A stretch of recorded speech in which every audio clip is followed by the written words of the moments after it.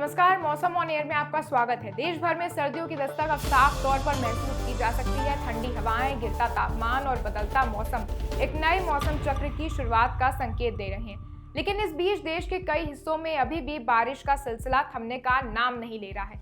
कई राज्यों में भारी बारिश की चेतावनी जारी की गई है। आज हम विस्तार से जानेंगे कि आने वाले 24 से 48 घंटों में देश भर का मौसम कैसा रहेगा और किसानों के लिए इसका क्या अर्थ है।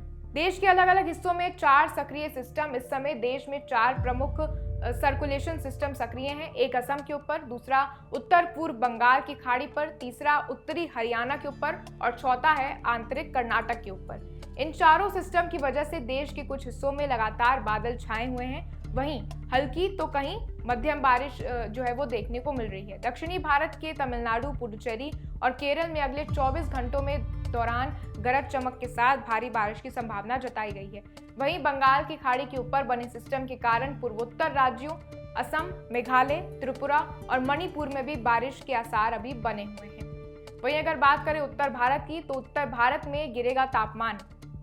सर्दियों का असर जो है वो तेजी से उत्तर भारत में बढ़ने लगा है। राजस्थान, पंजाब, जम्मू कश्मीर, हरियाणा, दिल्ली, उत्तर प्रदेश, उत्तराखंड, बिहार, झारखंड और मध्य प्रदेश के कई हिस्सों में तापमान में 2 से 5 डिग्री सेल्सियस तक की गिरावट दर्ज की जा सकती है। कुछ इलाकों में पारा 10 डिग्री सेल्सियस से भी नीचे पहुंचने की संभावना है। कई शहरों में जैसे कानपुर, आगरा, जयपुर, अंबाला और हिसार में सुबह के समय तेज ठंड महसूस की जा रही है। रातें लंबी और ठंडी हो रही हैं, जबकि दिन में हल्की धूप अपनी राहत दे रही है। अब जान लेते हैं किसानों के लिए क्या है। किसानों के लिए राहत का मौसम है।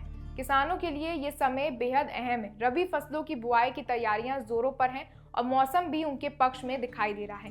देश के लगभग 80 से 85% हिस्से में मौसम अब स्थिर हो चुका है, यानी न बारिश है न ही अधिक नमी है। एकदम संतुलित वातावरण जो रबी फसलों के लिए बिल्कुल आदर्श माना जाता है।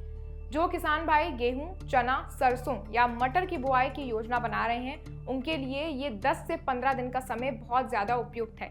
हालांकि बुआई से पहले ये बेहद जरूरी है कि किसान अपने क्षेत्र की मिट्टी, पानी की उपलब्धता और कृषि जलवायु के अनुसार फसल की किस्म चुनें। इसके लिए वह नजदीकी कृषि विज्ञान केंद्र, कृषि विश्वविद्यालय या फिर जिला कृषि अधिकारी से परामर्श जरूर कर लें।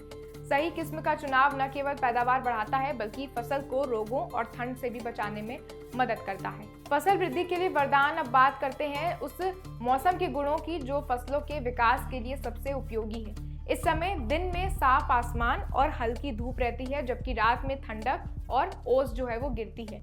ये ओस की नमी रबी फसलों जैसे कि गेहूं और चने के लिए अमृत समान मानी जाती है।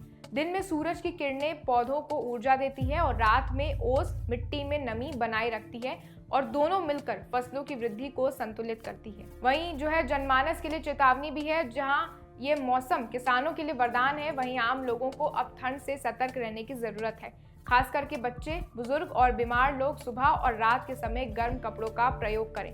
सुबह की ठंडी हवाएं और दिन रात के तापमान में अंतर सर्दी जुकाम जैसी बीमारियों को जन्म दे सकता है। इसलिए आप ध्यान रखें कि दिन में धूप में रहें, लेकिन रात के समय पूरी तरह से आप अपने आप को ढक कर सोएं।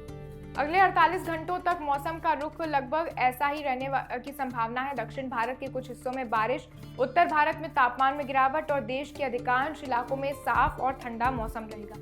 यानी आने वाले दिनों में किसानों के लिए मौसम स्थिर और अनुकूल बना रहेगा। रबी सीजन की शुरुआत में ये बदलाव एक अच्छी खबर है और कुल मिलाकर देखा जाए तो देश का मौसम अब धीरे धीरे सर्दी की ओर बढ़ रहा है। बारिश का असर सीमित इलाकों तक रह जाएगा और अधिकतर जगहों पर ठंडी हवाएं चलेंगी। चलिए अब आज का AQI यानी हवा की गुणवत्ता जान लेते हैं। दिल्ली में 575, यूपी में 411, MP में 145 और महाराष्ट्र में 141 पर है। बने रहे मौसम ऑन एयर के साथ हर मौसम अपडेट्स के लिए।